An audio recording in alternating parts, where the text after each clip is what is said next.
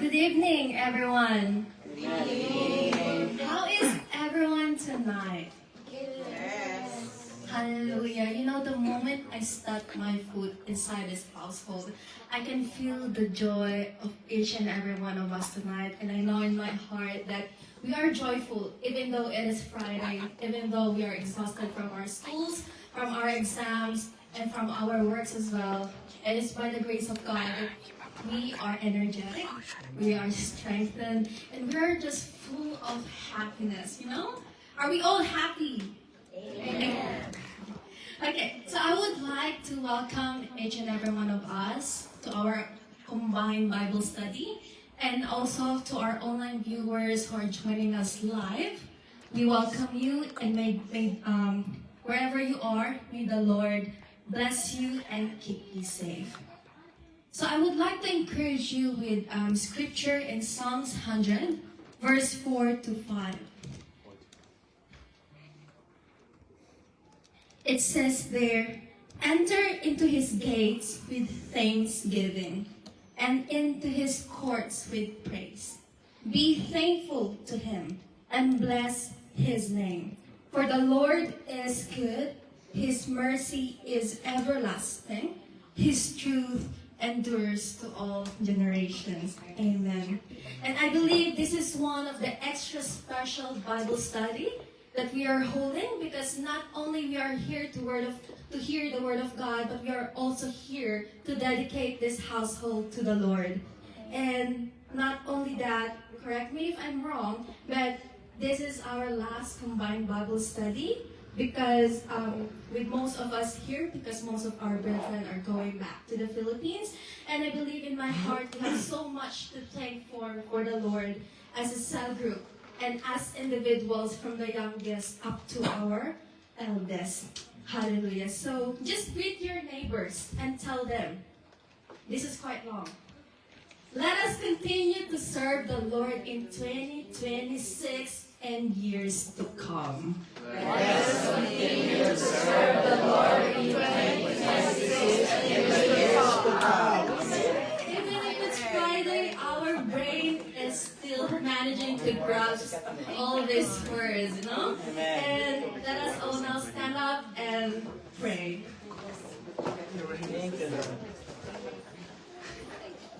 Hallelujah, hallelujah. Father God in heaven, we want to thank you, and we want to praise you tonight with our thoughts, with our actions, and with our lips.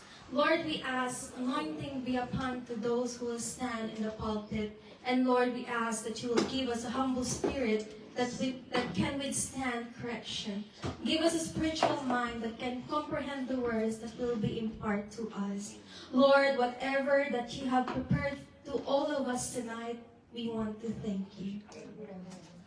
You are so wonderful and so amazing, so glorious and so faithful.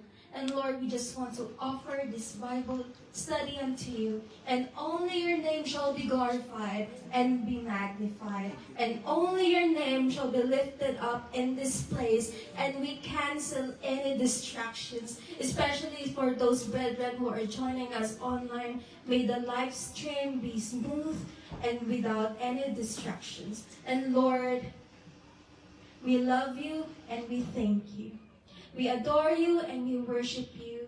And this we ask in the name of your Son, Jesus Christ. Amen and amen. Amen. Thank you, Lord.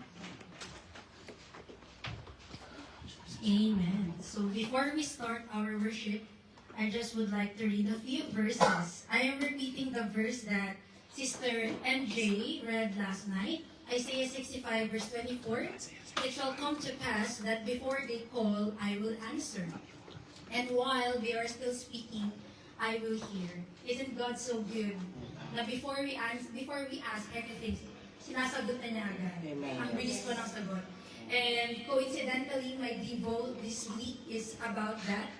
In Genesis 24 verse 15, when the servant of Abraham was looking for a bride for Isaac, if you can remember the prayer, nag-pray po yung servant, and it says there, "And it happened, before he had finished speaking," di pa po siya tapos magsalita, "behold, Rebecca, who was born to Bethuel, son of Milcah, the wife of Nahor, Abraham's brother, came out with her pitcher on her shoulder. So this is the God that we serve. Now, when we ask from Him, He hears and He answers.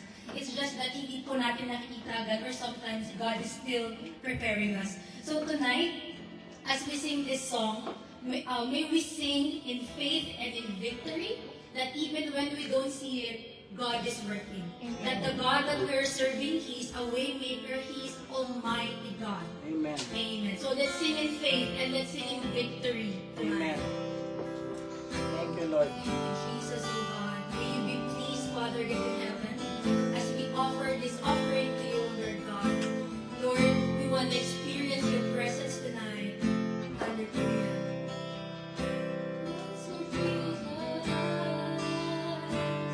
We worship you.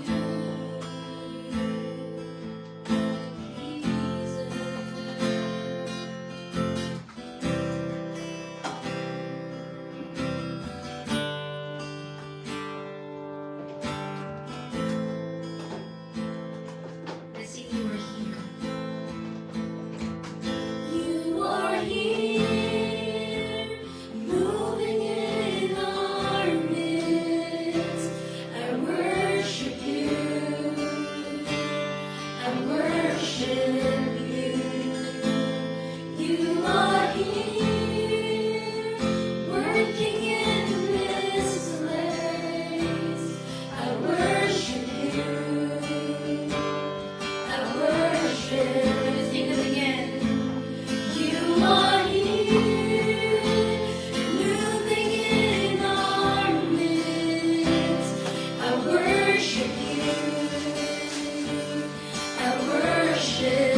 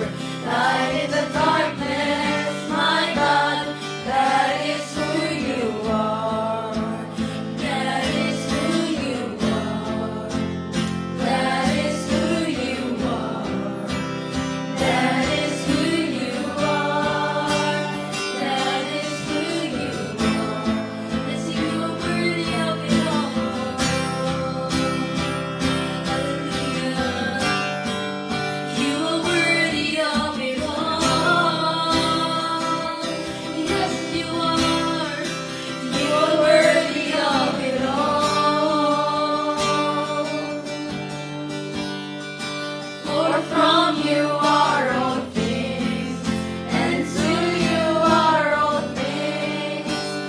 You deserve the glory. You are worthy. You are worthy of it all. So worthy. You are worthy of it all.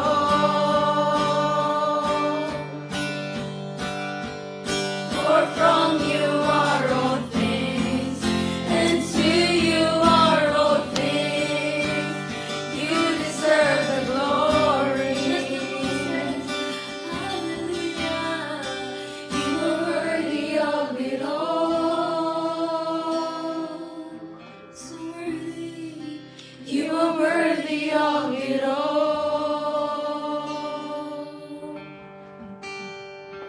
For from you are all things, and to you are all things.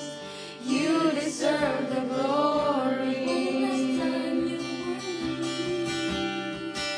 You are worthy of it all. Thank you, Jesus. You are worthy of it all. For from you are all things, and to you are all things. For from you are all things, and to you are all things. For from you are all things, and to you are all things. For from you are all things, and to you are all things. You deserve the glory. You deserve the glory. Let's worship the Lord. From you are all things.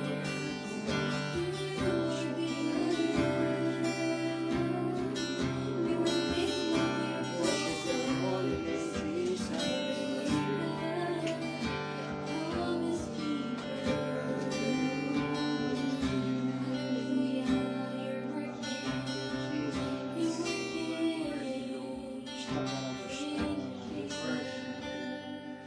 promise keeper. Hallelujah. You're working. You're turning lights around. You're not yet done with our lives, oh God. You're not yet finished. Hallelujah. Worship your name, Jesus. We thank the Lord. Let's worship the Lord. He deserves the glory. He deserves the praises. Thank the Lord. Thank the Lord. Bless the Lord, oh my soul, and all that is within me. Forget not all His benefits. Amen. Hallelujah. Thank you, Jesus. Thank you for forgiving our sins, O Lord God. Thank you for healing all of our diseases, O Lord God. Thank you for delivering us from destructions, O Lord God. Thank you for crowning us, O Lord God, with your goodness and mercy, O Lord. Thank you, Father God in heaven, because this year, O Lord God, you have been so good, O God. Thank you for hearing our prayers, and thank you for the answered prayers that are about to come in our lives. In Jesus' name, O Lord God. Thank you, Lord, because you said in your word, if we abide in you and your words abide in us, O God, we shall ask whatever we wish, and it shall be done unto us, O Lord God. Lord, you see our hearts, O Lord God. You see how we abided in you and in your words, O Lord God. And so, Lord, we believe, O Lord God, that whatever the things we will ask tonight, O Lord God, you will hear us, O Lord. Thank you, Lord. You are so worthy, O Lord God. Words are not enough to thank you, Lord, for everything that you are doing in our lives. Truly, Lord God, you turned our lives around. And because of this, oh Lord God, we offer our lives to you as a living sacrifice, oh God, holy and acceptable to you. Amen. Because of everything that you have done in our lives, oh Lord God.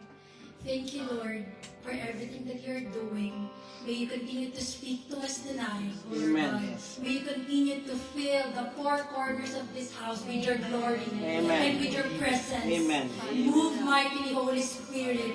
Hallelujah. Move mightily. Speak hearts. Convict us, O Lord God. Thank you, Jesus, and we bring back all the praises and the glory that is due unto your name. In Jesus' name we pray. Let all the victorious children of God say, Amen.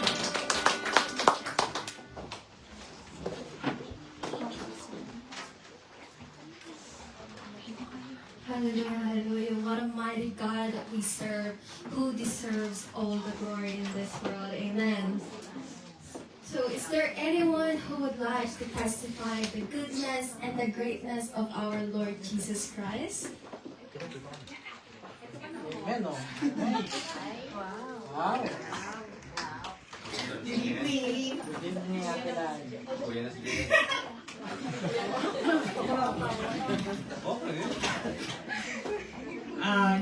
Brother John, JL, can you please come with me here?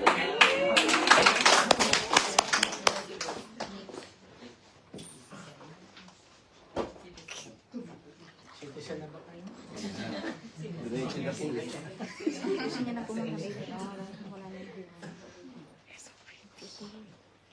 For more than 17 years, our family lived in Dubai. We never imagined living, much more moving to a new country like New Zealand.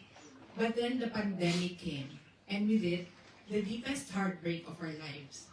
My nanay and tatay both passed away in 2020 and 2021. Losing both my parents just 7 months apart without me being able to come home due to travel restrictions really broke me. During that painful season, my brother, who was already living in New Zealand, encouraged us to come so our families could all be together. He was the only immediate family I had left, even though the thought of starting over at my age terrified me. The only pathway we considered was for me to study MBA, something I felt too old to do. But he said it was the only quickest and easiest pathway for a whole family to relocate. So on August 2022, we arrived in New Zealand. I was full of doubts, worries, and uncertainties. Kaya ko pa bang mag-aral? Then a year later, I completed my MBA.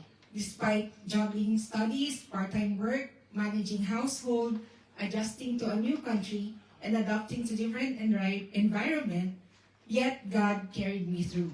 He gave me the strength, the wisdom, and the endurance to keep going, to finish my studies, and to overcome every challenge along the way. Looking back to our journey, marami mang naging mga pagsubok, pero mas nakita namin ang goodness and faithfulness ni God. And that's what we want to be thankful for. First, God surrounded us with amazing people, friends who helped John secure work even before we arrived, my brother's family who supported us, and above all, our Damascus spiritual family who welcomed us with love. Brother Manuel and Sis Jelay were the ones who brought us to CNCI. Amen. Thank God you. sends little miracles through people, and we saw that again and again. Maging sa financial, He provided our need. Nung nag-apply ako ng post-study work visa, kinailangan ng 5,000 daw na show money. Wala kami pera that time. Pero, ni-provide ni God kasi yung naging tax refund ni Jan was enough to cover para doon. And, yung residence visa din namin na umabot halos ng 10K, kasama yung PPE, medical, police clearance, na-cover naman ang final pay niya when yung company niya nag-transfer to another company. So, every step of the way, God made a way. It's like God is saying, do not worry, I got you covered. And then, there was also this very special sweet favor from God. John was promoted to the position of mechanical systems technician last year. Amen. Mostly engineers ang kasama niya, and he's the only one who is not. And nung nag-change sila ng company, no one even informed him that a promotion was happening. But he just received the employment contract with that new role. We couldn't even believe it. But as Bishop said, this is a favor from God. We still don't know up to this date who appointed him to that role, but we know who promoted him. It was the beautiful and sweet favor from God. God's protection has also been mightily covering us. Sometime last year, I wasn't feeling well and went for a checkup in Anihanga Doctors. My blood test showed extremely high D-dimer levels, which could lead to blood clotting daw sa brain. And the doctor told me to go to Auckland Hospital immediately for emergency test. I even asked if I could postpone because we had Bible study that night. But si God nauna nang kumilos. When I got retested at the hospital, may CT scan ako, X-ray, ultrasound, blood test, everything was normal. Yung mga doctors, hindi din nila masagot. Sabi nila, sometimes the calibration malfunctions in local clinics daw. At the time, I didn't know that the Damascus Brethren were already praying and interceding for me. Also, just 2 months back, our car was parked, but got smashed by a drunk driver. Just 15 minutes after we left it to attend the prayer meeting. And just when the praise and worship had finished, we heard a loud bang and someone knocked at the door and asked if that was our car. It was a shocking and terrifying scene. If we were still inside the car, the outcome could have been different. God's protection truly covered us. Through all these trials and blessings, we are reminded of one truth, that God is good, God is faithful, and God never fails those who put their trust in Him. As it says in Proverbs 3 verse 5, trust in the Lord with all your heart and lean not on your own understanding. In all your ways, acknowledge Him and He shall direct your path. God brought us here in New Zealand for a reason. This journey was not by chance, but by His divine will and purpose. Dito pa ako nakabalik ulit sa Panginoon at dito din nakakilala si John at JN. It was His will and His plan for us to know Him more and grow in a deeper relationship with Him. And in His perfect timing, He answered our prayers and granted the desires of our hearts to fulfill His promise for us. Like what He said in Jeremiah 29:11. So from student visa pathway, up until fulfilling the requirements in the new skilled migrant category na 6 points, hindi siya madali. But God led me towards my employer, the skills, and the necessary requirements para makapag-apply ng residence visa. And by God's grace, we are now granted our residence visa. Thank you, Lord. You are truly faithful sa iyong pangako at gusto din po namin magpasalamat sa bawat isa sa inyo for praying for our family. Amen. Thank you po.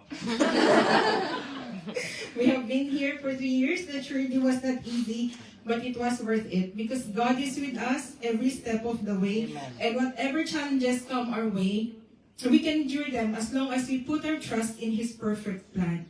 Kaya kapit lang, sabi nga ni Bishop, no complain. And always practice the attitude of humility and gratitude sa lahat ng pagkakataon. Thank you, Lord, sa maagang pamasko, and to God be all the glory.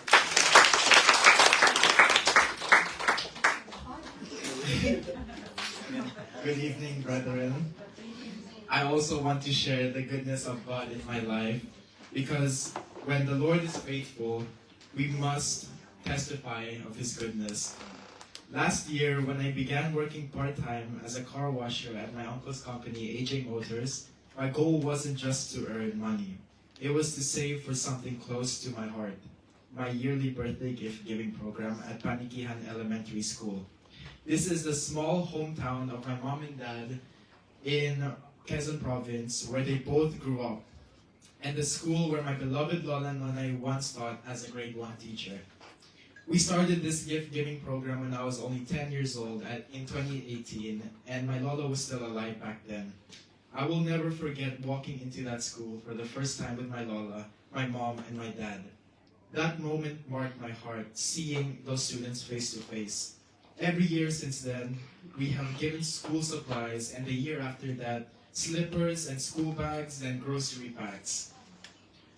Even during the pandemic, and even after my Lola passed away, we continued this tradition because for me, it is a way of giving back, honoring my Lola's memory in that school where she taught for a very long time, and sharing the blessings to those students. I remember the lives of some of these students. Some of them were living in the mountains and rivers away, many of them walking long distances just to get to school, even barefoot. Most Most of them come from very, very poor families, yet they carry a joy, resilience, and gratitude that humbled me even as a child. Many of them had never seen Jollibee in their entire life. So in 2023, we decided to include Jollibee meals in the gift giving program and even the dancing Jollibee mascot. And the joy on those children's faces, more than 300 students of them, from kindergarten to grade 6, was something special. I will never forget that simple treat that made them feel so special, joyful, and put a smile on their face. So this year, I saved again. Money from my part-time job, from my allowance, and even from the birthday gifts given by my ninangs. I sent all of it for my birthday gift-giving program, which is now in my 8th year program, which includes Jollibee meals and the dancing Jollibee mascot again. So just today, we held the gift-giving program, and it was full of excitement and joy. My Tito Leo told me how grateful the children and teachers were. Some kids even chose not to eat the Jollibee meal right away. They saved it so that they could share it with their families, and that touched my heart deeply. I also encouraged the students to study well, and to seek God in their lives. Amen. I shared with them Jeremiah 29:11. For I know the plans I have for you, says the Lord, plans to prosper you and to give you a hope and a future. I also reminded them that life may be hard, but with Jesus, they can endure anything. And jokingly, I told them I'm jealous of them because I also wanted to eat Jollibee. And so today, I just wanted to thank the Lord for His blessing, for His provision, for continuously allowing me to share with these children, for giving me my mom and my dad who support, encourage our family with, and who taught me to always have a generous heart. You blessed our family with provision to share with others, even my heart and my attitude. It was all from you and not us. Thank you for reminding us that these things only come from you. From you are all things, and to you are all things. You deserve the glory. Thank you, Lord.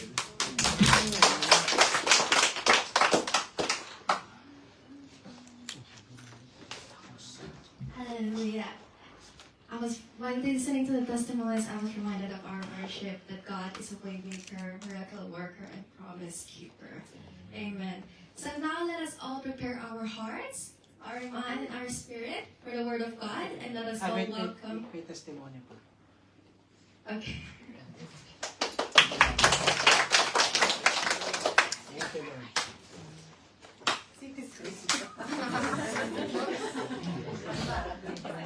Thank you, Lord. Praise be to God. I just would like to, if you can post Matthew 6:33, ate. Amen. Amen. Says there, Matthew 6, verse 33, and that is the principle of the Word of God. Amen. But seek first the kingdom of God and His righteousness, and all these things shall be added unto us. Amen. Whatever we desire in our lives, we must put first the kingdom of God and His righteousness in all things that we need to do. Amen. In every day of our lives. Also in Joshua chapter 10, verse 24, verse 13. Sorry. Joshua 24:13. Says there, I have given you a land for which you did not labor, and cities which you did not build. And you dwell in them. You eat of the vineyards and olive groves which you did not plant. And in Proverbs 10:22, Proverbs 10:22 says there, the blessing of the Lord makes one rich, and He adds no sorrow with it. Amen. Amen. That's why we are here with a joyful heart. Amen. Testifying the goodness of the Lord in our lives, not only just us, that I believe in my heart, all of us here in this room right now. Amen. But like the word says, it shall come to pass. Amen. And yes, that truly the Lord's blessing is always there for us, and we are joyfully testifying His goodness and His faithfulness alone, only by His grace alone. Amen. Nothing I can boast, nothing we can boast. That's why the Lord has given us a new blessing with Sister Carla. Amen. And only by His grace alone, a new dwelling place that will soon be open for His glory. In Jesus' name. To God be all the glory.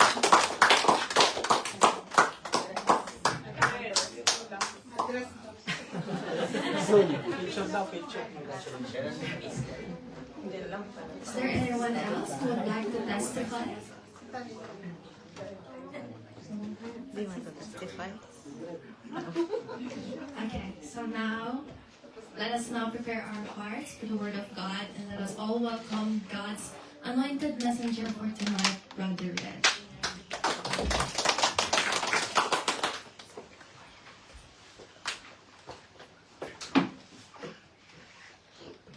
Amen. Praise be to God. Congratulations to Conception family and thank you very much.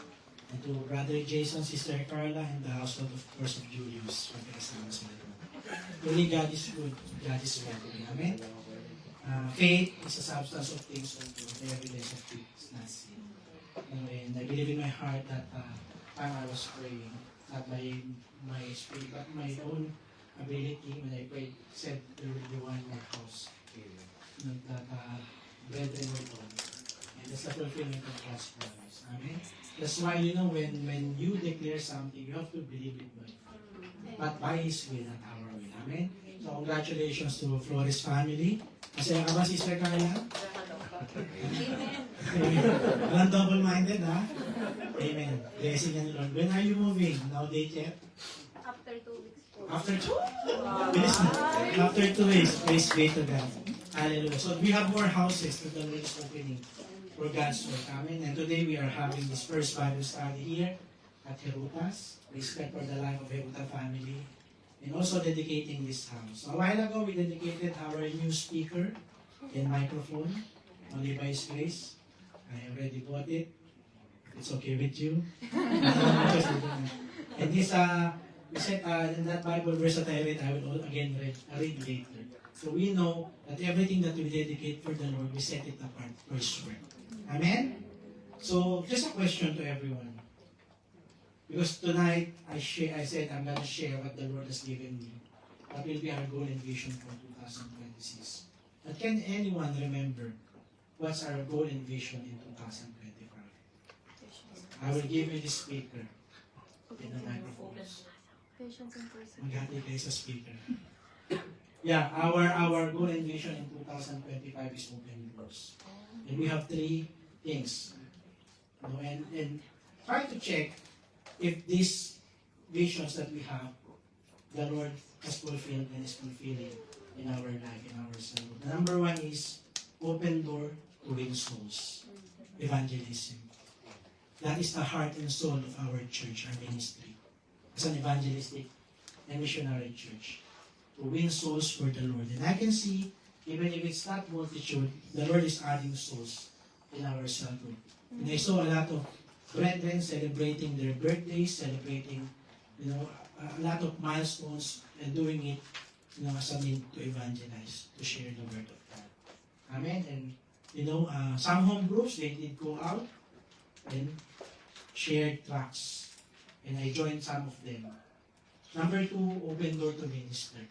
And I can see how the Lord has increased and continue increasing the home group leaders as they minister, not only standing here preaching the word of God to your home group brethren, but also ministering, counseling to the flocks the Lord has given you. And we had lots of discipleship because open door to minister is discipleship. So we had discipleships that we do. And the home groups are doing discipleship as well. And that's one thing that we need to continue because that is part of the Great Commission for us to share the gospel and to evangelize, to disciple. Amen? And number 3 is open door to serve. Amen. Take every opportunity to serve the Lord. And I'm blessed to see this year that there are lots of young people serving the Lord in the church. Of course, not only in the home group. I see you serving in the home group, but I also see you serving in the church. Amen. But I challenge all the adults. Do not just allow your children to be the one to serve. Pray to the Lord that the Lord will use you mightily for you to be able to serve as well. Of course, serving is not limited in the church. You can serve in your home, but it's also good to serve the temple, serve in the temple of the Lord. I pray to the Lord that in this 2026, as we continue with this vision, that you find yourself serving the Lord, in the church of God. Amen? But do not be condemned. There's no condemnation. Pray for it, that because there's a joy in your heart when you're serving. Right, young people? Amen. Some of them, I messaged them long time ago, and the reply was just recently. But I saw them serving in the ushering ministry, in the MCing in our cell group. Praise be to God. And I believe in my heart it's just a matter of us committing ourselves to the Lord. But even if it's delayed, I praise God because I see young people serving the Lord. Amen? Praise be to God. And the Bible verse is Revelation chapter 3, verse 7 to 8. And I will just ask you to read it on your own, write it down. Revelation 3, 7 to 8. Amen? So today, as I message everyone, as I encourage everyone to come, I'll be sharing with you what the Lord has given to me as our goal and vision this 2026. Are you ready? If you're ready, say amen. Amen. Amen. Ako hindi pa. Hinahanap ko pa. I'm still looking for my outline. Amen. Let's bow down our heads and pray. Heavenly Father, we praise and we thank you, O God, for your goodness and your faithfulness upon your people. As we continue to do your works, Father God, we thank you that we have this opportunity, a privilege to serve the King of Kings and the Lord of Lords. God, we may not see things in our own eyes, but I know you will fulfill your promise to every soul who seek and long for you. Thank you, Father God, for the message that you're going to impart tonight, O God. And I pray that this message will not only be heard, but it will be also practiced. God, continue to equip your people. Not my word, not my will, but your word be spoken boldly. Lord God, as we enter 2026, let this message be the blueprint, Lord God, in our hearts. In the name of Jesus Christ we pray. Amen and amen. So the goal and vision for 2026. So the title of this message is Great Unity and Generosity in Damascus Center. Again, great unity and generosity in Damascus Center. I heard a preacher just this afternoon, a preacher he's a Filipino, he said, we are hearing the word of God, but that is not enough because we should practice, we should apply the word of God. Because if you're just continuously hearing and hearing the word of God and you are not practicing, it's nothing. It's just going to your intellect. Every word that we are doing, every gathering of the saints, Sunday service, Bible study, prayer meeting, discipleship, that we hear the word of God, we need to put it into practice. Come on, tell your seatmate, put the word of God into practice. Put the word of God into practice. Amen. And I pray tonight, as we learn this one, is that we will put the word of God into practice. Amen? Amen. Parang mahina sa mga. Amen. Let's go to our main text. So this will be our Bible verse for 2026. Not one verse. 6 verses. Tama ba? 32, 33, 34, 35. Yeah. Acts chapter 4. 32 to 37. Amen. So, hindi ka na siya may ilalagay dun sa baba. Sister, hindi ko alam pa paano. We're going to put it there because it's long. But God is good. I know the Lord is speaking. He will speak to us tonight. Now, the multitude of those who believe were of one heart and one soul. Neither did anyone say that any of the things he possessed was his own, but they had all things in common. And with great power, the apostles gave witness to the resurrection of the Lord Jesus, and great grace was upon them all. And this is the essence why the Word of God is being preached. The gospel of the Lord Jesus Christ, for us to witness to people. And we know it's only by His grace that we can receive that salvation. Because you may be thinking, why I will skip this in the teaching tonight. But that is the very essence of this vision that the Lord has given us. Verse 34, nor was there any among them who lacked, Tell your seatmate, you do not lack. Amen. For all who were possessors of lands or houses sold them. Di ba nabibili? Bibenta nila. You're not yet buying it. You're gonna sell it already, Brother Jason. That's what the Bible says. And brought the proceeds of the things that were sold. 35, and laid them at the apostles' feet. And they distributed to each as anyone had need. 36, and Joseph, who was also named Barnabas. And there is a significance, and I will tell you why later. You know, why Barnabas was put there. By the apostles, which is translated son of encouragement. Are you an encouragement to your brothers and sisters in Christ? Amen. Are you an encouragement, mga kapatid? Amen. Amen. We should be an encouragement to encourager to one another. Amen. A Levite of the country of Cyprus, having land, sold it and brought the money and laid it at the apostles' feet. You may be thinking, why sold. Is it literal? Of course it's not. It's spiritual. But they did it in the olden times. But of course, this time, we will learn how to practice this one. You know, much of the book in the book of Acts, or the chapter in the book of Acts, is about the expanding and growing church. Remember, this is when the time when Jesus Christ died, and the apostles gathered in the upper room. The Holy Spirit was there, filled them, empowered them. And that's when Peter started to preach the gospel of the Lord Jesus Christ. The church that is triumphant, bringing the gospel out from Jerusalem, beginning in the closest regions, the Judea and the Samaria. It was mentioned in the first chapter of the book of Acts, and continuing to the known world. Even until now, the gospel of the Lord Jesus Christ is being preached, and it will not stop. It will not stop until Jesus Christ comes. But here, we pause and get a glimpse of what we want to understand here is the inner workings of the Holy Spirit. The workings of the Holy Spirit in the early church. So it's the early church, and contrast now to the church that we have here. It's not only speaking about the church, even us as a cell group. So let us study two important characteristics of the early church mentioned in our scripture. What are those two characteristics? What's the title of the message? Great unity and generosity. Amen? This will serve as our vision, our blueprint of what we should be and what we should do as a cell group in 2026. I'm not dictating this, but this is an encouragement to all of us.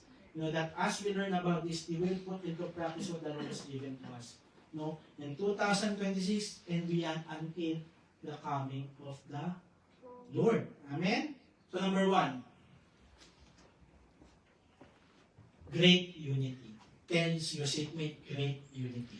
Great unity. Amen. That's in verse 32. Can you hear me from there? Amen. Great unity. So these are just two. Great unity. In verse 32, the Bible says, now the multitude of those who believed were of one heart and one soul.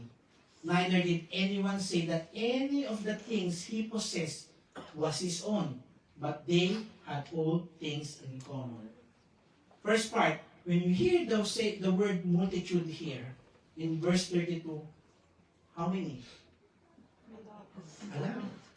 The Bible verse talks about thousands of people.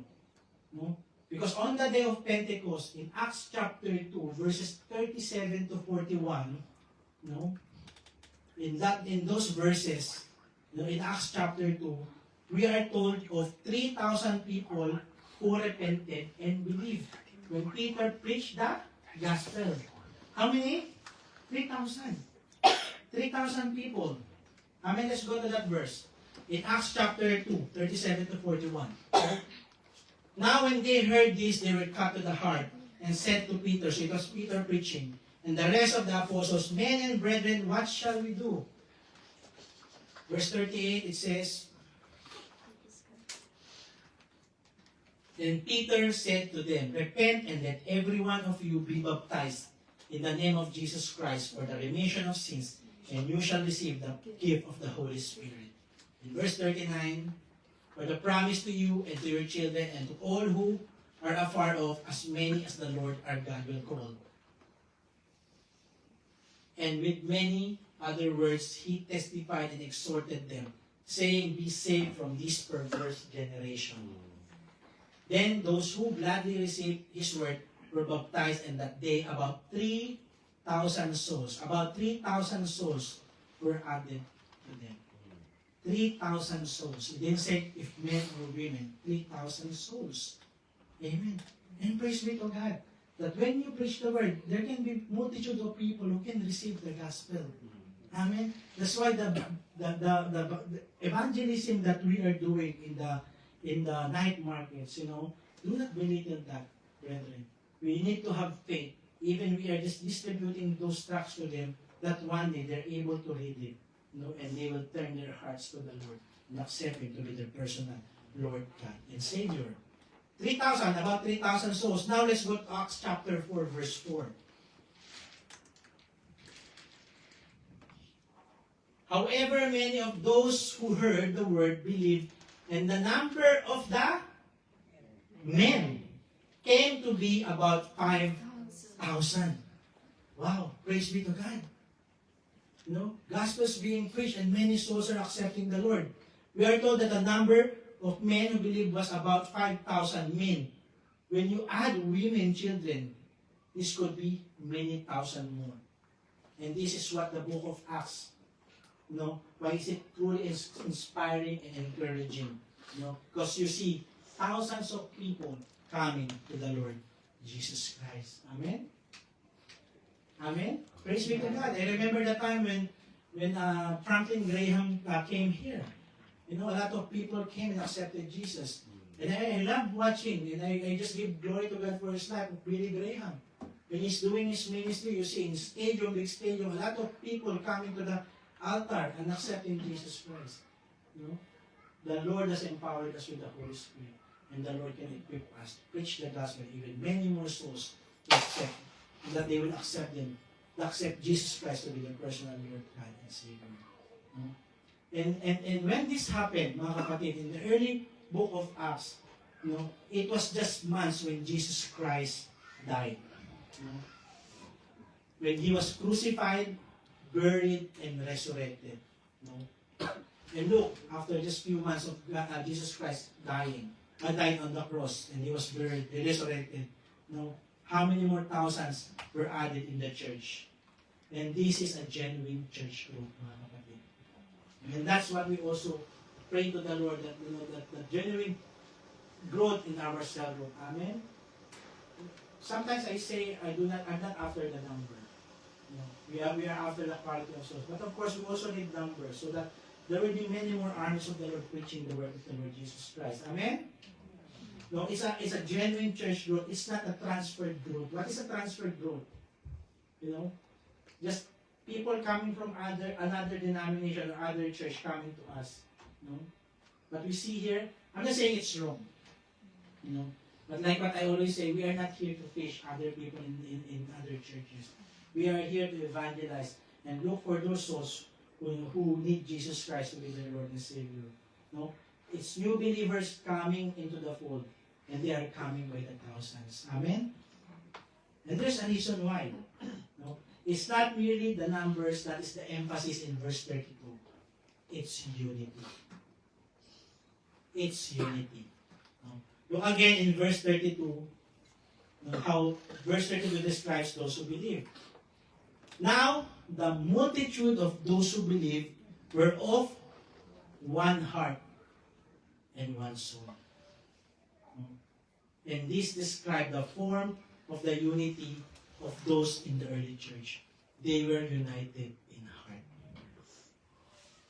That's why I remember that last time when Sister Eileen MC, that's what she also mentioned, that we will have unity in ourselves. Even Brother Salem, hearing him pray, that let there be unity in the cell group. Amen.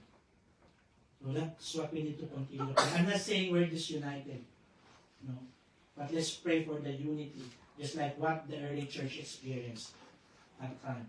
They were united in heart. They were united in soul. Though there were thousands of souls, they acted as one soul. Though there were thousands of hearts, they acted as one heart. As one heart. In other words, they were not divided people. They were one. They were unified. They were united. Just imagine thousands of people. Of course, there is also conflict happening in the church. As we're about 70, 80, 90 in our cell group, can we maintain that unity in one body? And we cannot do it on our own. We need the power of the Holy Spirit, the leading and the guidance of the Holy Spirit. And listen to this, what united them was not the same interest, or same background, or same views or preference. So when I'm observing the cell group, I know there are some groups that they go together. Some other young people, they go together. Because they have the same interests, preferences. But this is not the case of the early church. Of course, in the early days, there also preferences. But what united them, and I want you to listen to this, because this is the verse in verse 33 in chapter 4. What united them was the gospel. And the gospel is Jesus Christ. And what unites us as a cell group? It is Jesus Christ. In verse 32 says that those who were of one heart and one soul were those who believe. That is our common ground when we believe in the Lord Jesus Christ. Amen? So that's why, a lot of people saying, when Jesus Christ came, He divided the people. No, He actually wants to bring unity. But of course, a lot of people are still going against Him. That's why there's no unity. And it happens, it's in the Bible as well. It was prophesied. Amen. They believe in the gospel. They believe in the good news that Jesus was the Messiah, that He came and lived upon the earth. He was hated by the rulers of the day. He was put to death as a criminal. But death, it was the song, but death could not hold Him. He rose from the dead, that those who believe in Him will be forgiven of their sin. I hope and pray that all of us here, we are already forgiven by the Lord. And that we have accepted Him with all our hearts to be our personal Lord and Savior. This is what they believe. And this brought them together in one heart and one soul.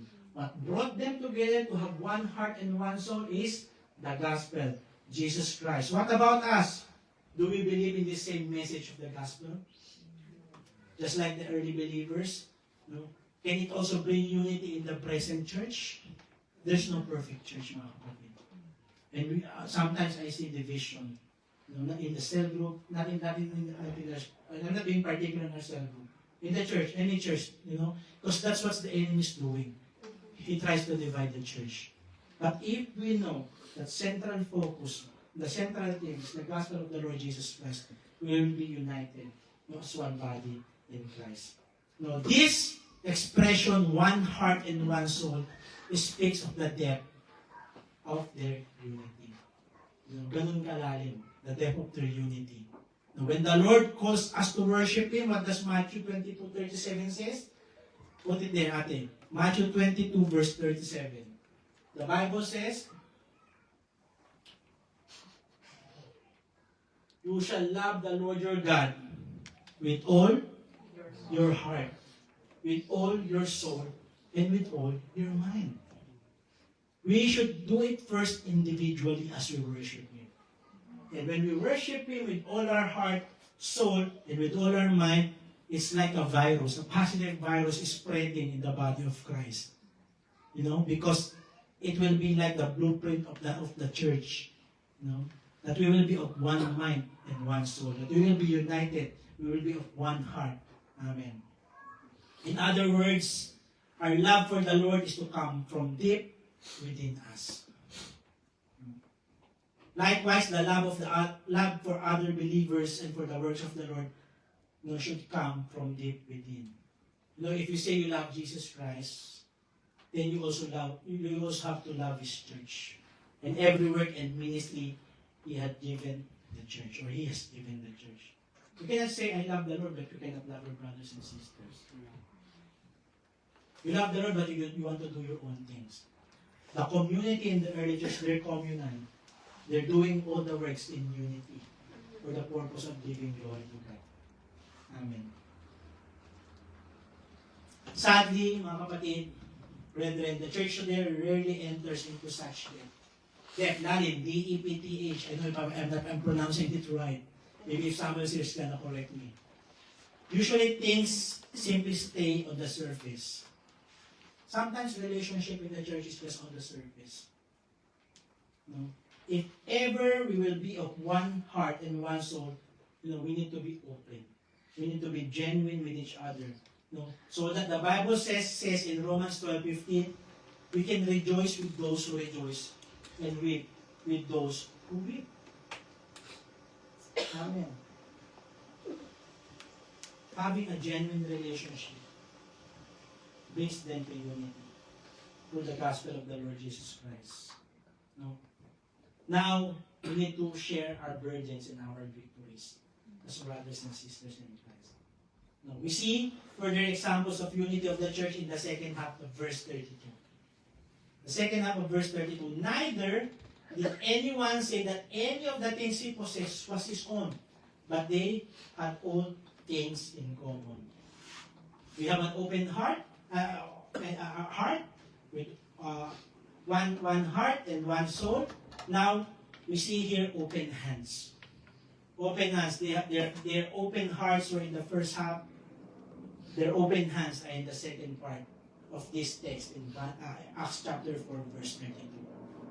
They were sharing all that they had with each other. The Bible says they had all things in common. No? They have everything in fellowship. And this becomes a genuine fellowship for the early church during that time. Because they can share their lives and their resources for the glory of God. Remember this, you are not just sharing your resources, financial, material, because you need to share your life. Lay down your life for your brothers and sisters. Because even if you say you have all the resources but you're not committing yourself to it, you first, you commit yourself to the Lord, because you will be the one that you're going to share your life to your brothers and sisters before you can share what you have with them. They were sharing all that they had with each other. Amen. For the glory of God. Now, you'll notice in this verse, it's not communism. What is communism? Sister Wen, sabi mo, hindi ako tumatawag ng malapit.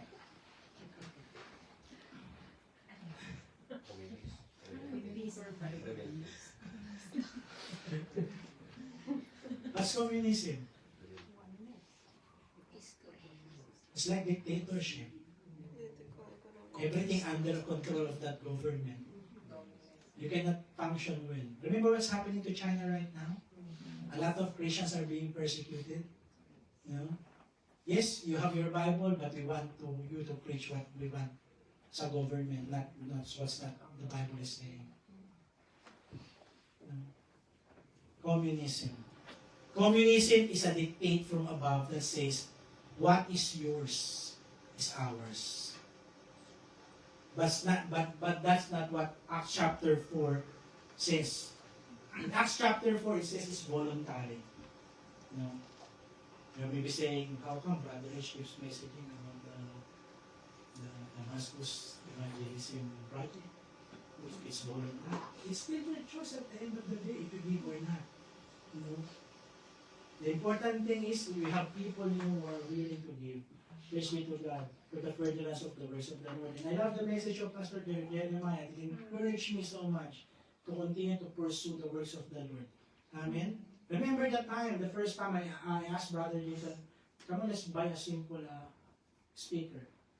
It's just simple speaker. And then money came. Brother Jason, Kuya Rich, we can buy a speaker and a console. Praise be to God. And it's not me.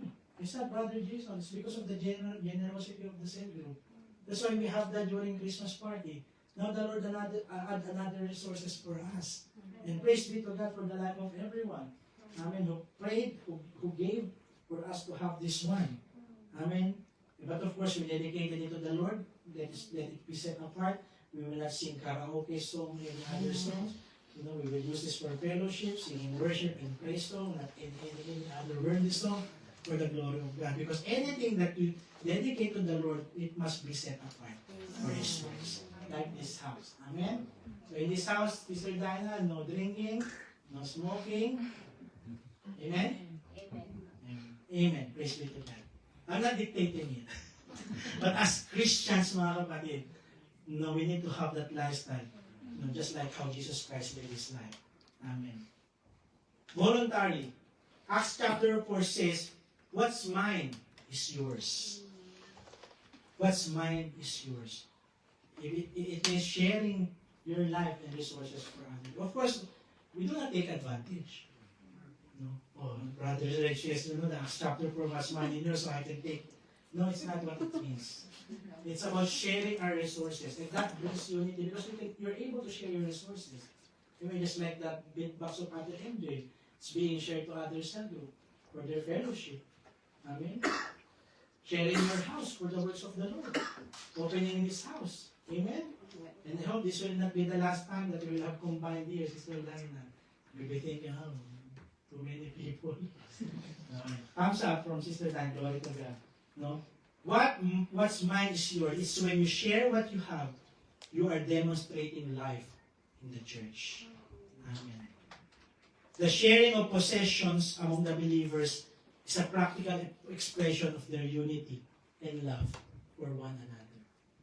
No? It reflects the early church understanding of stewardship. Stewardship. Where material goods are seen as resources to be used for the common good and advancement of the kingdom of God. I'm so blessed, because before, I was crying to the Lord back then, before pandemic hit. I think it was already pandemic.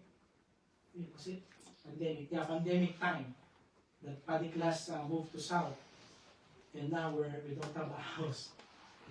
Of course, Adelea's house, they're asking us to use that one. Praise be to God for their lives. But there came Ginayan family.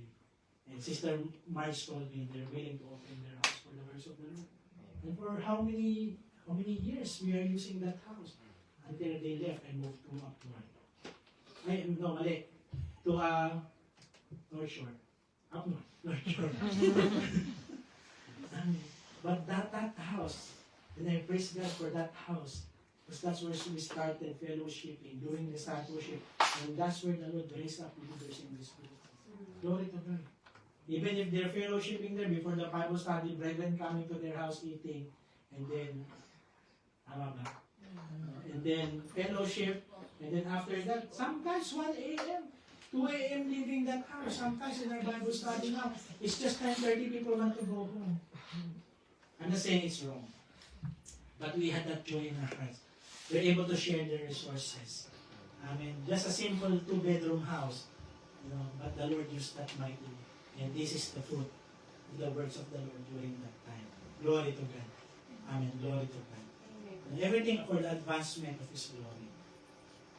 In order to have great unity in our cell group, we need to be of one heart and one soul. And we need to have an open hand. Can you open your hand? Are you able to share yourself to other people? And even your resources? But of course, have the discernment in your heart. If people are taking advantage, we can discern that. Right, Ate Kat? Amen. We experience that. But we love people. Praise be to God. Amen. Great unity. Great unity. Second is great generosity. And maybe this number 2 is prick our hearts. And may I say, speak to our hearts. Amen. Great generosity. Acts chapter 4, 34 to 37. Nor was there anyone among them who lacked.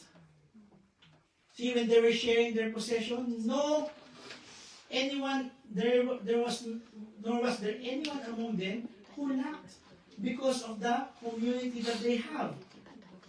For all who were possessors of lands or houses sold them, and brought the proceeds of the things that were sold, and laid them at the apostles' feet. And they distributed to each as anyone had need.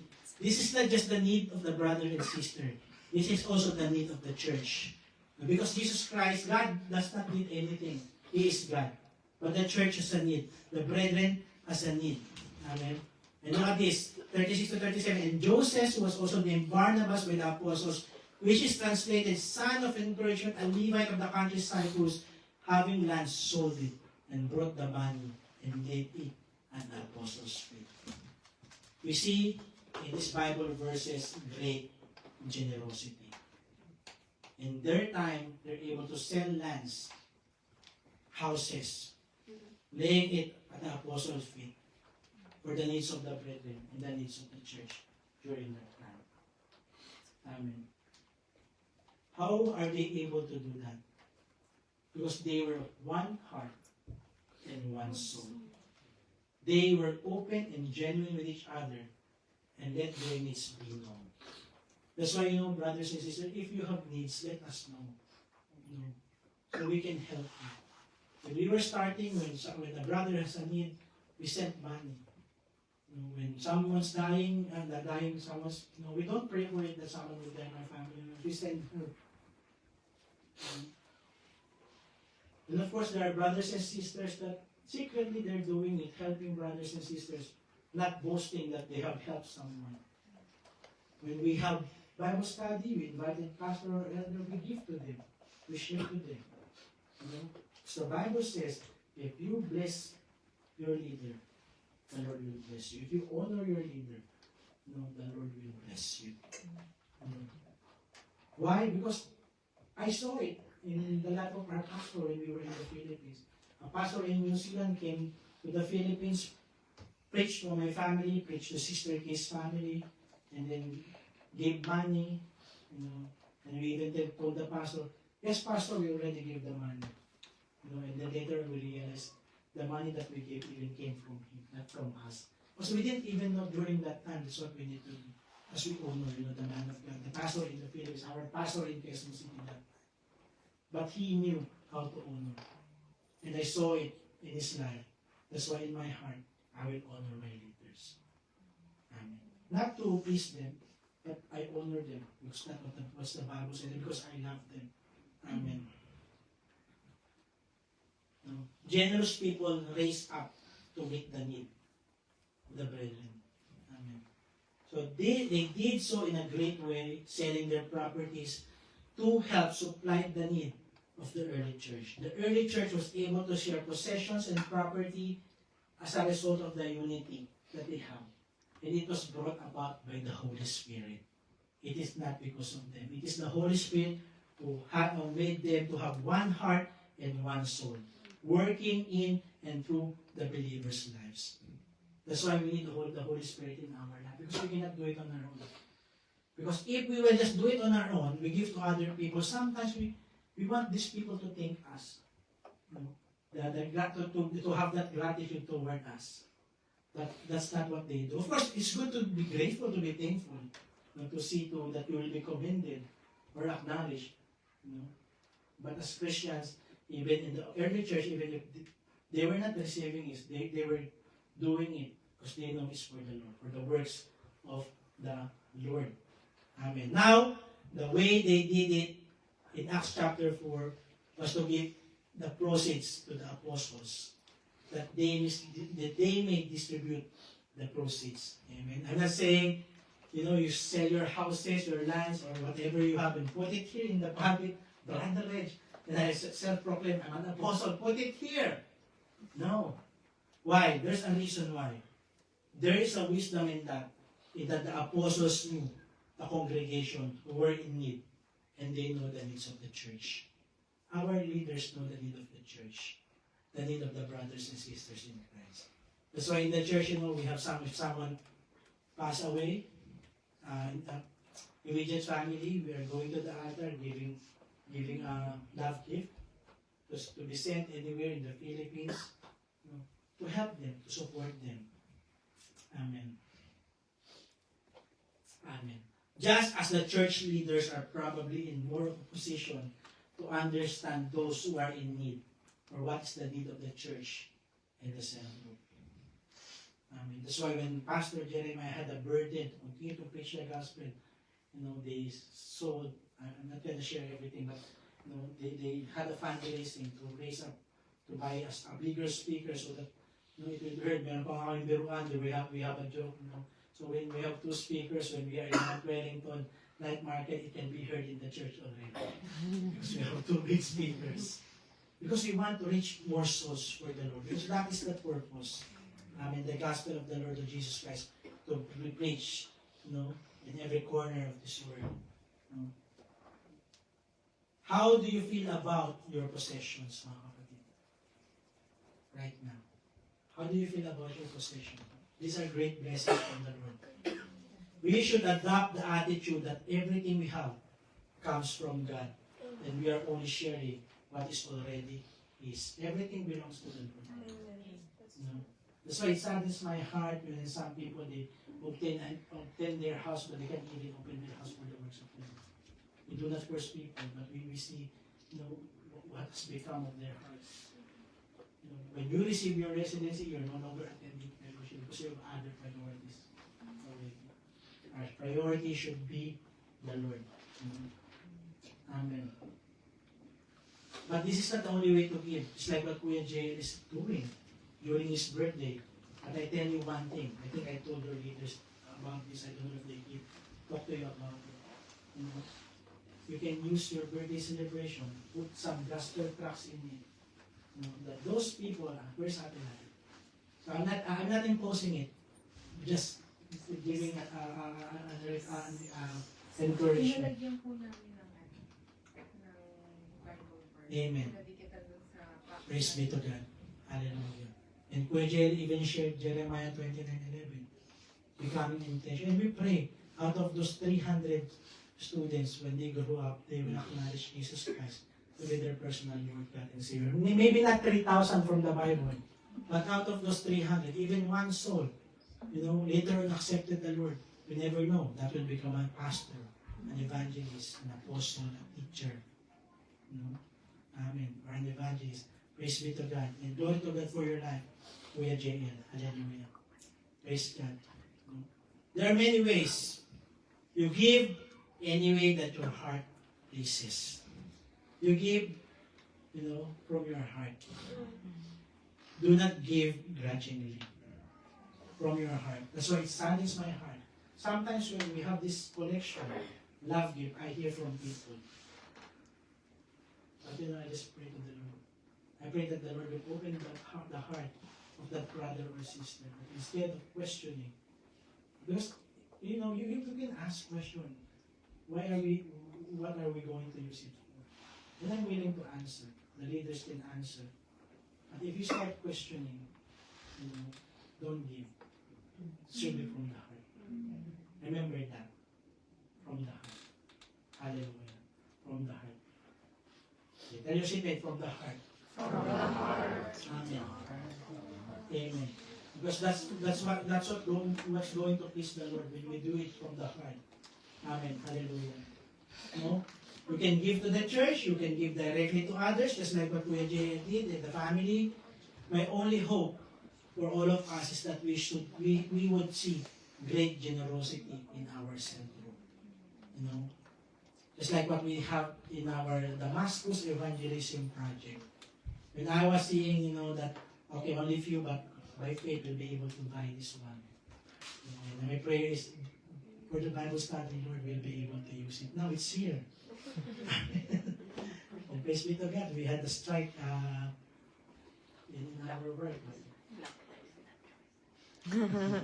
Was able to buy this one. And then I was so excited to bring it. It was so heavy. That's why I was carrying it alone and putting it in my hand. But praise be to God. I thought it's not gonna be heavy anymore. Hallelujah. Praise God. See, it's beautiful, right? And it's the product of the generosity of the heart of the brethren. Hallelujah. And I praise God for your lives, mga kapatid, for taking part of this work. Hallelujah. Glory to God. Young pros, you can use it on Sunday. you want to, would you expect more people to hear that you're doing there? You can use that one, all for the glory of God. Hallelujah. Glory to God. You know? The sharing of possessions among the early believers serves as a model of generosity. Christians. Who are the Christians? Look at your seat there. They're Christians. Sure. Christians are encouraged to view their resources as tools for blessing others and advancing God's kingdom. So it's about advancing God's kingdom. No? And no, indeed, I know many of you brethren are generous. We've been together for many years. Some of you 6 years, 7 years, maybe some are 9 years. And I'm always encouraged by your generosity. For the works of the Lord. And to tell you the truth, Sister Mildred knows, when you give, I do not ask for names. Right? I do not ask. Who gave? But for this, I ask. Because I want to thank the people. Because it was just like few days. But anyway, you give or you do not give, praise God for your life. Amen. But Sister Mildred knows, Sister Wing knows, I do not ask. Because I want the Lord to be the one to bless you. Bless you back. Siksik, live at Amen. So when I see this, I'm encouraged how we were able to raise up. But the fastest was, I think, when we brought that other speaker. Praise be to God for this. Amen. So those who want to sing, don't have the voice, maybe you can make you a good singer now.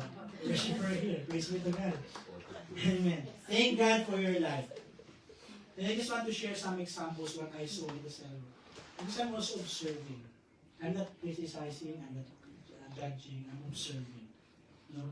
Like, for example, I said that the love before pastors and elders. We give to them. You know? And they pray for us, you know. When we give to them, they release blessing to us. And it's not me giving. I ask people to give to them. Amen. The brethren to give. Preparing, bringing best plates for prayer meeting, Bible studies, and other fellowships. I praise God for your lives. I give glory to the life of the brethren, you know, that who labored. And there's a purpose why. I told the leaders. Why? Because every fellowship, and I pray that this will be a practice of each soul in every home group. That when we have Bible study, prayer meeting, of course Bible study, I said there's no food anymore.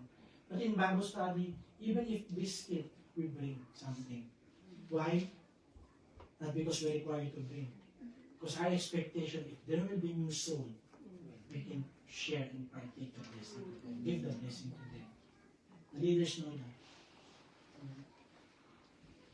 So, again, I'm not enforcing it, but I pray that we will have that conviction. You know, that when we have fellowship, we bring something. So you may say, oh, it's the same faces that we see. But you're also blessing these people. Right? We don't want that we are just always one being blessed. We can also be a blessing. Amen? Even if it's just one Yakult. You know, the Coyotes, they love Yakult. When they go to the house, make sure we have Yakult. You know? Let's be generous. Tell your seatmate, let's be generous. Let's be generous. And let's partake. Of course, you have your own needs. But again, I'm not enforcing it. I pray that it will be voluntary for us. You know, when we have fellowship, we bring something. You know, even with, I don't know, that's my faith. Even if I don't see the people yet coming, we have prepared something for them. People celebrating their birthdays, investing hundreds, thousands, inviting their friends for them to hear the gospel. When you are sowing the seed to their hearts, it's already a good investment that you are bringing to the kingdom of the Lord. What more if they accepted Jesus Christ? Maybe not now, later on in their life. That's a very great investment that you are doing for the works of the Lord. But the Lord wants to use our resources for His glory. Just like these people, when they sold their possessions, they ransacked their houses because they know their purpose, that those who are in need will be provided, and the gospel of the Lord will be preached until the ends of the earth. Hallelujah. Praise be to God. Opening your houses for fellowships, giving to those in need. Amen. And I know many of you you are giving even if you don't tell people. And I praise God for the Lord reward you abundantly. Hallelujah. Now let us see an example. What time is it? 8:57. So give me 40 minutes. Will you share your time with me? Give your time. I just want to share an example in the Bible who exemplified great generosity. Amen. In verse 36 to 37, you already know who he is. We see but one example in the early church of one who sold land and property to support the church. Acts 4:36 to 37, and Joseph, who was also named Barnabas by the apostle, which is translated son of encouragement, a Levite of the country of Cyprus, having land, sold it, and brought the money and laid it at the apostles' feet. In verse 36, the Bible introduces a generous man named Joseph. This other translation said Joseph, who was also named Barnabas, son of encouragement. They called him this because he built people up in what he did and what he said. He was an encouragement. His life became an encouragement to people. He encouraged the discouraged. He gave help to the hurting. And Barnabas belonged to the tribe of Levi. He was a Levite. The tribe of Levi, which is the priestly line. According to the law, write it down in the books of Numbers, chapter 18, verse 20, Numbers 18:20, and Deuteronomy 10:9. Numbers 18:20 and Deuteronomy 10:9. Levites, they were prohibited to inherit or to have lands in those times. However, we see here Barnabas owning land that he sold. He sold his land. We also read that he was a native of Cyprus. And Cyprus is a large island, in the Mediterranean Sea. And we will encounter this place in Acts chapter 13. When Paul and Barnabas traveled across the island during the first missionary journey. Remember, their first missionary journey, they were together. Barnabas gave a large amount of money to the apostles to distribute accordingly. I don't know if he asked, where are you going to use it? I believe that. That's why when you give to the Lord, especially your tithes and offerings, do not question. Why? Because you are giving it to the Lord. You are giving it to the Lord. I'm saying you this, why? Because it was my fault when I was in the Philippines. When I was an administration in the local church in the Philippines as a Christian. Because someone was talking to me about the money, and I was like moved by what he's saying, and I started questioning the pastor. Remember that my testimony, I started crying because I saw many things, about the pastor, about the ministry, why this and that, using the money. But I learned to, I give to the Lord, and up to God how He's going to use that. Because I don't want to give with a grudging heart. I want to give freely to the Lord, so He can bless me. Amen. And I praise God for the blessing that is pouring out. Amen. He gave a large amount of money. Now the question comes, why Barnabas is mentioned here? Why do you think Barnabas is mentioned here? Kuya General. Because a lot of Christians, why he was mentioned in chapter 4, verse 36 and 37? Why not other believers? Why not the apostle? Why Barnabas? And it's a good revelation. Kaya, sabi mo na? Amen. Just a good revelation I received from the Lord. Barnabas is mentioned not because of what he gave, but to prepare us for knowing the man who would later play an important role in the early church. And his name is Apostle Paul. Praise God for his life, that he was used mightily with Barnabas. But his life became an encouragement to Apostle Paul as well. Though later on, Apostle Paul was raised up by the Lord. And you can not hear the name of Barnabas anymore in the latter part of the letters. But he was used mightily because of the simple act, the greatest act that he did, that he gave everything to the Lord for the works of the Lord, for the advancement of the kingdom of God. Amen? It was the testimony, Acts 9:27. It was the testimony of Barnabas that convinced the apostles that Paul's conversion was genuine. Acts 9:27. Why? Because Apostle Paul was a persecutor. Amen? But because I believe the resources that Barnabas gave, and even the Christians during that time, they were able to do, to go to places, that he was able to talk to the apostles and testify the conversion of Saul to Paul. Amen? That's why they accepted, the apostles, Peter, and the company accepted Saul, or Apostle Paul. Hallelujah. No? Barnabas was the one who united Paul with the church in Antioch. No? Though Barnabas was the one ministering to the church, it was going well, but he knew, that they need someone to teach, to disciple these people.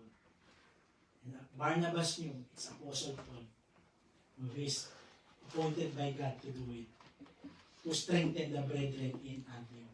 So Barnabas traveled to find Paul and bring him to Antioch to teach those in the church. That's in Acts chapter 11, 25 to 27. I'm reading verses and I hope you're writing it down. This is a great example of the encouragement that Barnabas exemplified. That's why he's called the son of encouragement. He did not lift himself up as a teacher.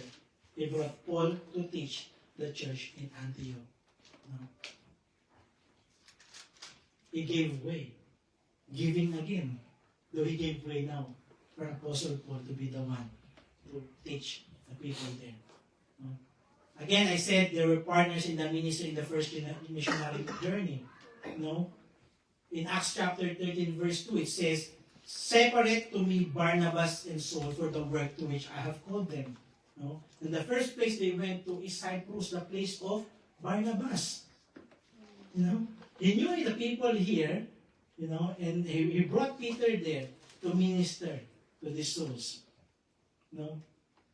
Barnabas, and listen to this. We're talking about generosity. Barnabas' large gift was a demonstration of the level of commitment that he had for the church in Jerusalem. But don't get me wrong, because you're hearing the word large. Even if it's small or big, any amount, but if it's from the heart, the Lord can use that mightily. And you become a blessing to the church and to the brethren. Amen? It's not about the amount. It's about your heart in giving. Amen. But for himself, as a Levite, he's willing to give his possession for the works of the Lord. Because I believe the Lord God has given him a vision. That's why he was doing missionary works during that time. This is often how you can tell if someone is really committed to the church.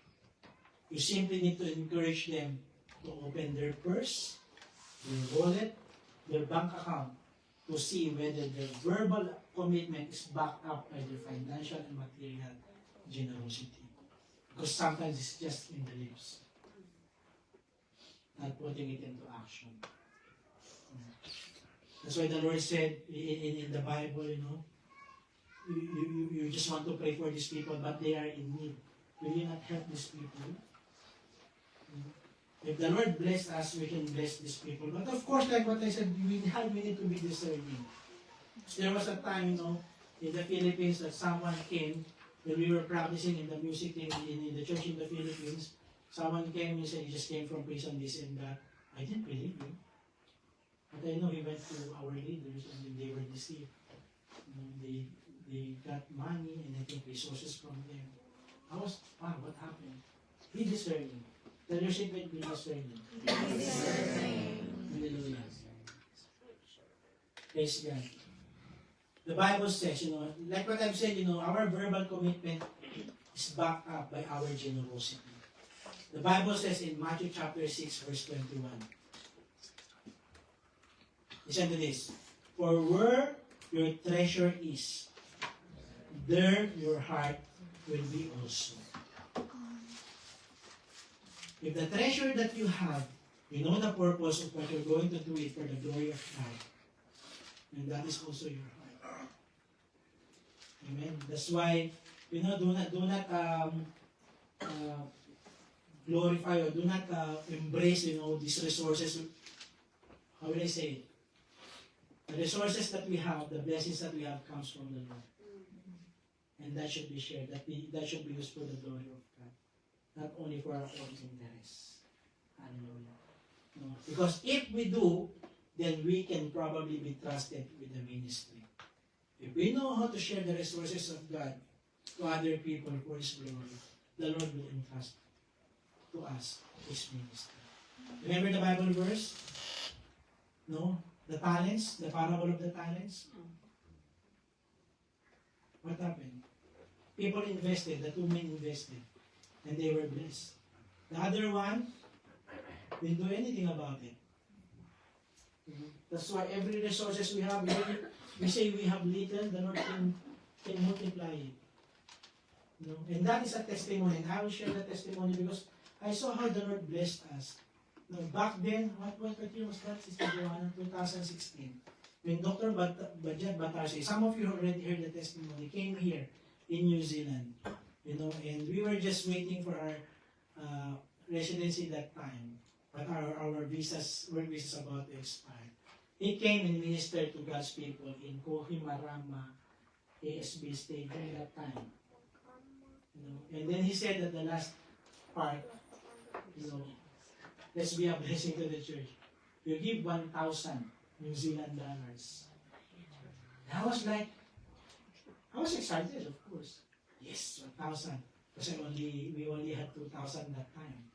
So I said, we will still have 1,000 New Zealand dollars left. And we were applying, we were paying for, these things. And then, what did he say? Raise your hands. Raise your hands. All those who has their hands raised will receive an envelope. Yeah. So I raised my hand. I thought it's per couple. It's individual. Sister Kim also raised her hand. I said, so it's not 1,000, it's 2,000. But with no hesitation. Sister Ken, I just look at our eyes. We give it to the Lord. Of course, it's not yet a blessing. Because our work visa expired. Graduation of Sister K, the cancellation of her visa. She was terminated from work. But we trusted God. We gave it to the Lord. After a few weeks, of course, we applied for work visa. It came out. She became full-time in her workplace. She was terminated, part-time job. She became full-time. Then we received our residency after 2 weeks. That is our God. If we give generously to the Lord, He knows how to bless us. Hallelujah. That's why don't hesitate, even if you feel like you only have few resources. And I'm not boasting about what we did. I'm boasting about what the Lord can do in our life. Hallelujah. In conclusion, mga kapatid, I want to close this. I'm going to read a story to you. And I'll give my teaching point, my final exhortation.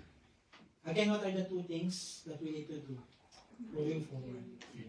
Great unity and great generosity in our assembly. I want to close by telling you a story, a modern day example of such generosity. But you will say, oh, Brother Regis in 1800s, it's not modern anymore. But I want to tell you about a person. His name is Henry Parsons Crowell. Anyone knows him? Henry, remember the name, Henry Parsons Crowell. He was born in 1855. Anyone born in 1855? None. He was a very wealthy man who used his wealth to advance the kingdom of God. As a young man, he heard Dwight Moody, D.L. Moody. You know D.L. Moody? Amen. Amen. At ilan knows. He heard D.L. Moody preach. Moody is not Moody. It's not the emotion or the feelings that you have. Okay, it's a person. No, tell your seatmate, ask the person, are you Moody? Are you moody? Stop being Moody. But this is D.L. Moody. Moody had come to Cleveland, Ohio, for a special meeting. Though this was the only time that Henry Crowell heard D.L. Moody, he remembered some things he said. Moody encourages listeners to think big. That's what we're doing Bible study, no? To learn the Word of God and to hear encouragement as well, exhortation. He says, think big. Think big. But he didn't just put it in his mind. He put it into action. Amen. Moody shared how he was working to travel to England to win 10,000 souls. You know, D.L. Moody knew, you know, the early church, how the early church multiplied. Moody challenged his listeners. What about you? Do you ever think big things for God? Do you think big things for God? Huh? Moody's words caused Henry Crowell, again, this is first time that he heard D.L. Moody, Henry Crowell to think about his own life. Even at 18, anyone 18 here? None. That's it. Crowell knew that his giftedness was not as a preacher. Because, you know, not everyone are called in the fivefold ministry or being a teacher in the body of Christ. You know, but we can share the gospel. And if the Lord raised you up as a teacher, praise be to God. But as a businessman, he pondered, what kind of big dream should I have in the service of God? I know I can never preach like Mr. Moody, but maybe I can do something else for you, Lord. Lord, maybe I can make money and help support men like D.L. Moody. Amen. These words set the course of Crowell's life. God bless him in business. That's why, you know, if you are business-minded, you pray to the Lord. You know what business the Lord is going to give to you, you know, for His glory. It seems like everything he touched turned to gold, like what Ina's saying. He bought a ranch out west. In a year, he sold it 100% profit. Again, he bought a ranch, he sold it 100% profit. Eventually, he became the CEO of Quaker Oats. Now show the photo. You know Quaker Oats? Yes. Sometimes you just know this one, but there's a story behind it. What's happening with Jenna? Should I move to outside? My cell phone. That's a 4 years warranty. Praise be to God. That's Quaker Oats. But this is, yeah, that's him. Mr. Crowell.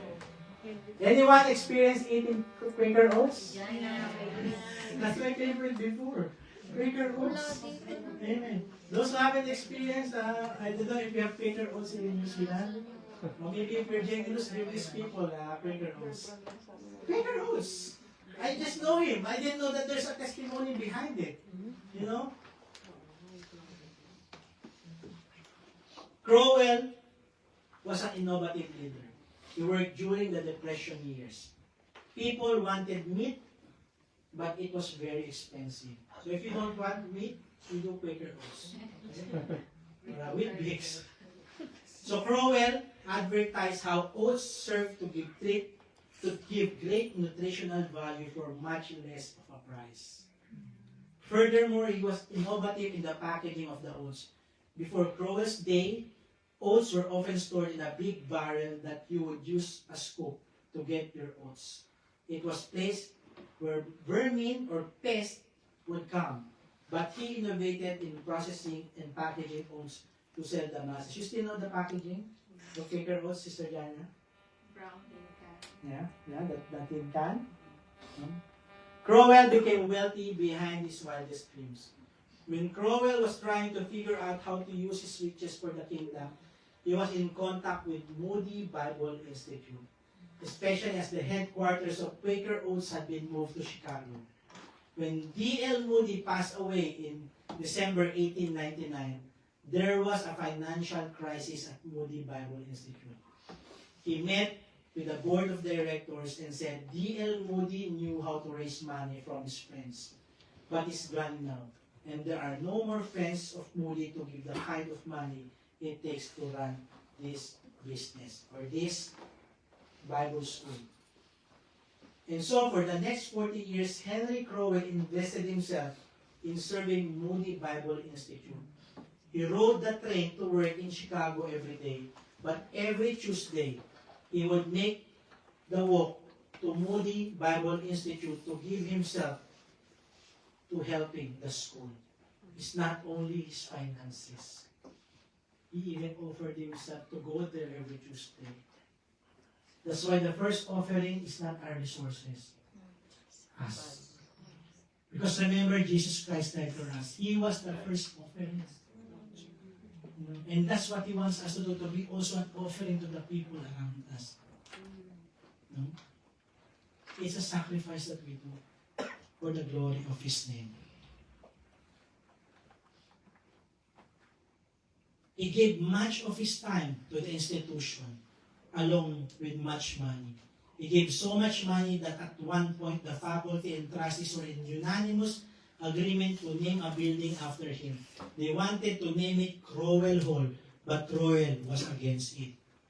Sounds familiar in the Philippines? What's the name of the building? Name of politicians? Isn't that? Right? In the Philippines? His biographer writes, his mind went back to the church meeting in Ohio, where he heard D.L. Moody speak on how one man can make a difference and how he had asked God to allow him to make money for his causes. Then Henry recalled latter half of his agreement, and I'll keep my name out of it. It'll be for your glory. If we knew all how much labor and money and time he gave to Moody Bible Institute, it would reveal that he gave much. In fact, Crowell reached a point in his life where he wasn't really tithing of his wealth. Tithe is 10%. He was super tithing. Over his lifetime, he gave away 70% of his income. What a great generosity for the works of the Lord. Sometimes us, we can't even give 10%. You always say, the Bible says, Brother Reg, we are no longer under the law. You know? But even before the law of Moses, Abraham was already tithing. Right? We give from the heart. Praise be to God. But I experience it because I know the principle of tithing. How the Lord is blessing. I may not be the richest, but I am blessed in many ways. Hallelujah. In some regards, Henry Crowell is like Barnabas, who was very generous with his possessions. No?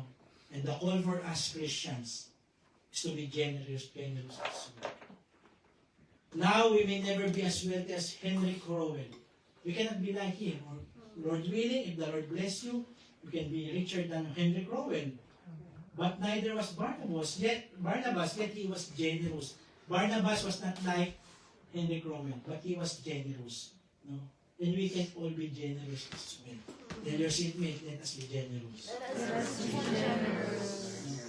Won't it be great, or brothers and sisters, won't it be beautiful, to have a church or cell group like the early church?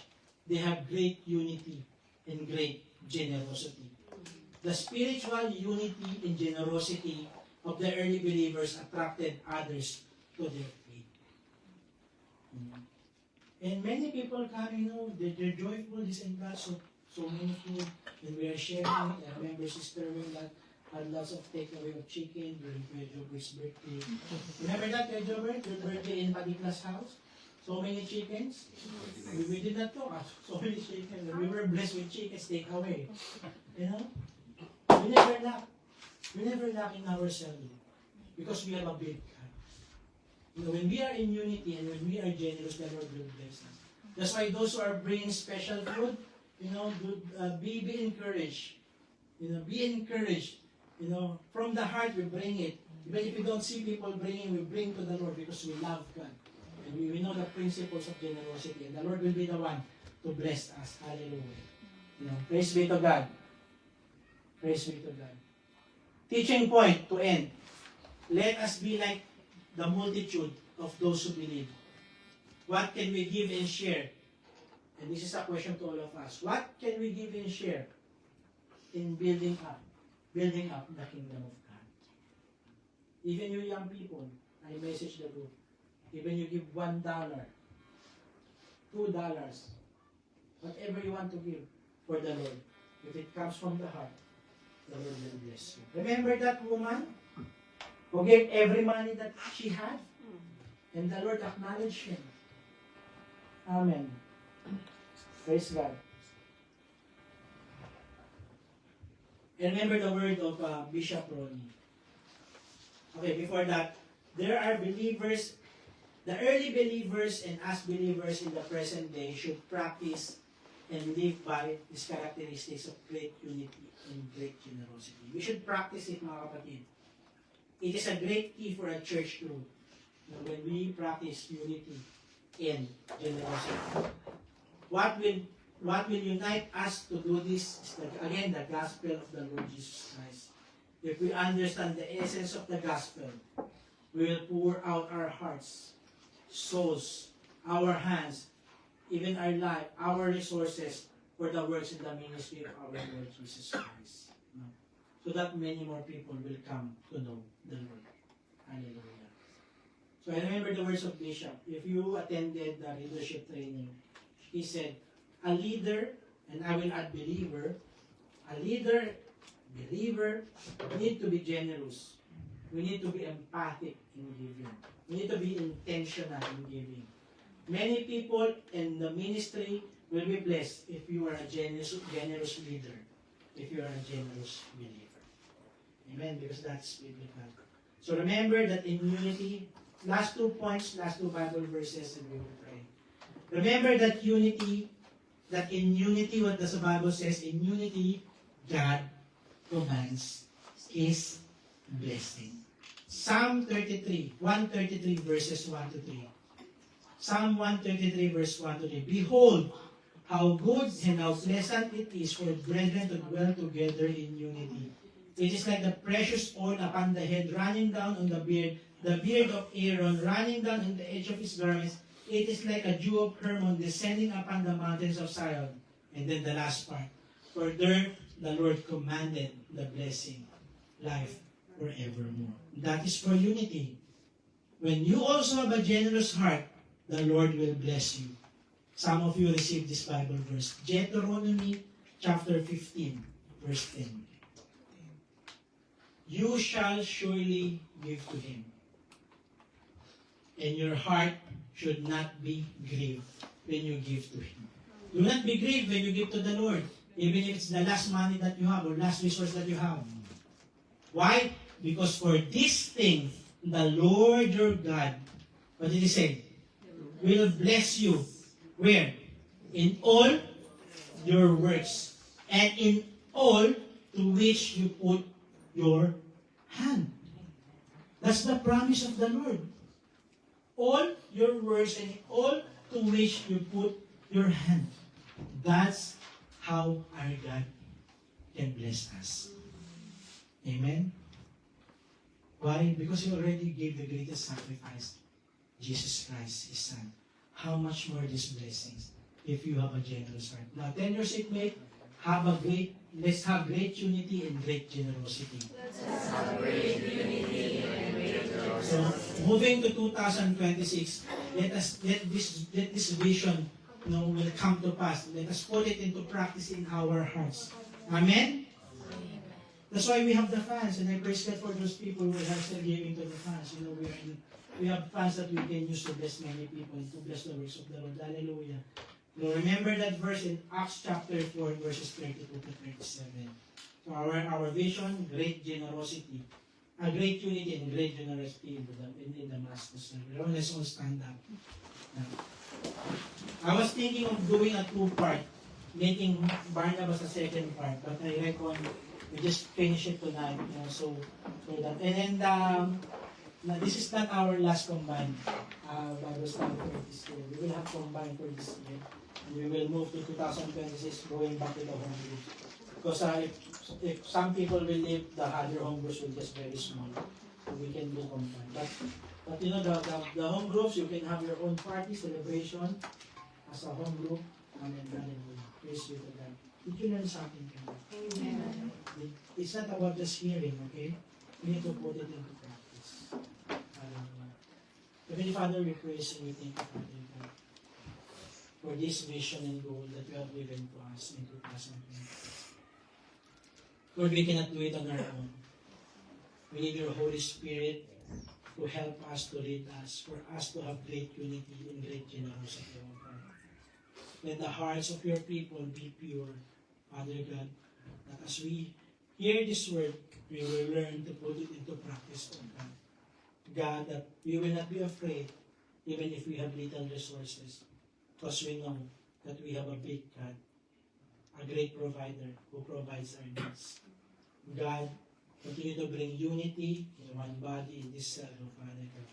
We may have differences, but God, it is your Son, Jesus, who will bind us in unity through the gospel message, O God.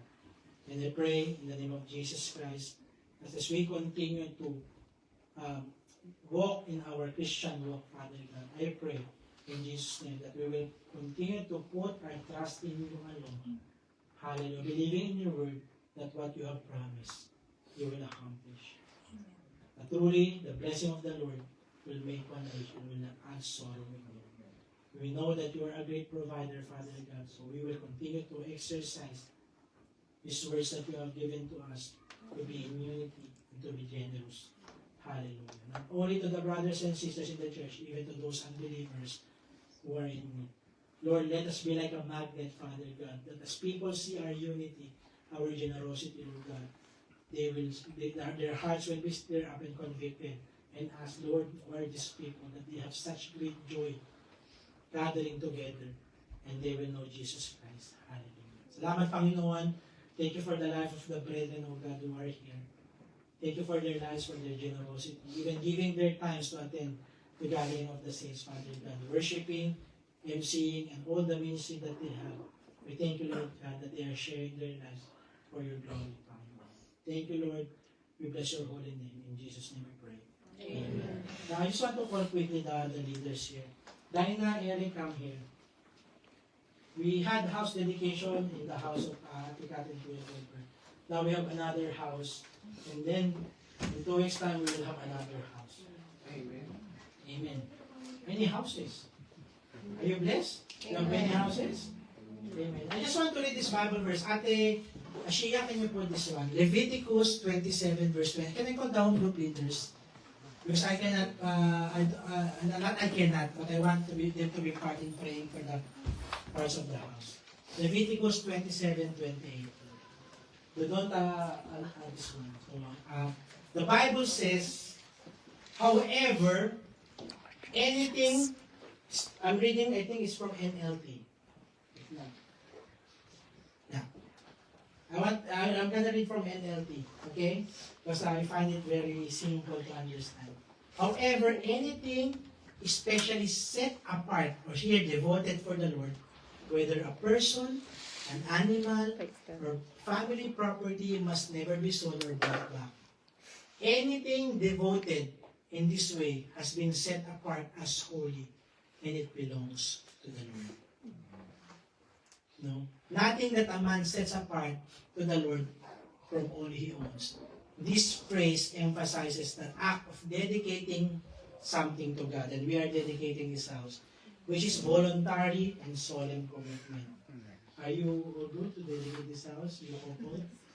In the context of ancient Israel, setting apart something to the Lord, it's a serious vow, reflecting the understanding that God is the ultimate owner of all things. God is the owner of your house. Remember that.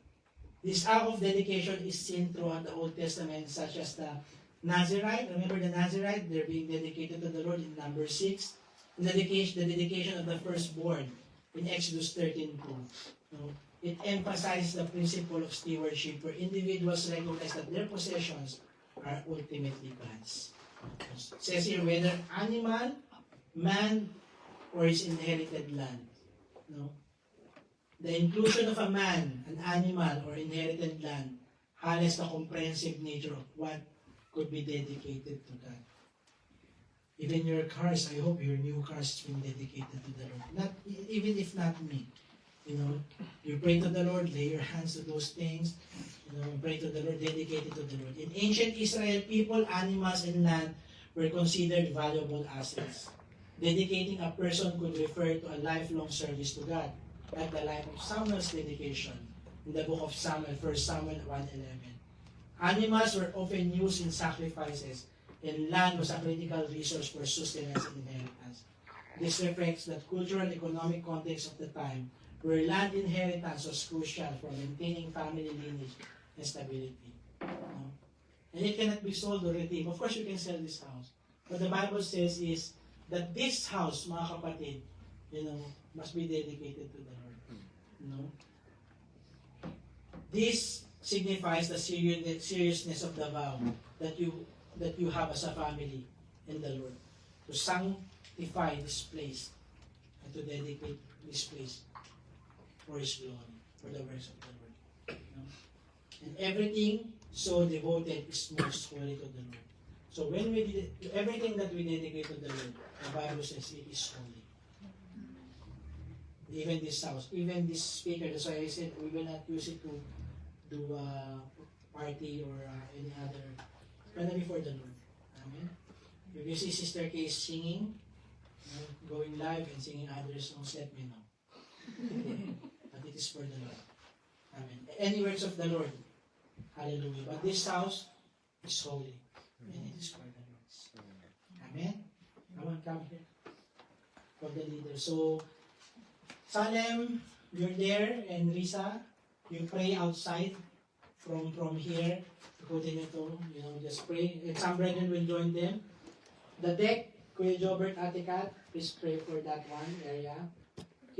This kitchen and lounge area, dining, Sister Johanna and Kuya Jess, Mama Anong Jess is here. The 3 rooms, Carla and Jason, room 1, Jenna and Manuel, room 2, Weng, Sister Weng and Brother Arvin, room 10. Wala na lang number sa taas. Mag-agree na kayo kung saan room. Amen? And I will stay here, pray for the kitchen. Saan ba kayo dito? Kitchen and the dining. And I will pray here. The brethren, join them. You take photos, sa remembrance for the family. We will dedicate this house. Hallelujah. Praise be to God. And to those who are watching online, we love you with the love of the Lord, and we will see you again. To God be all the glory.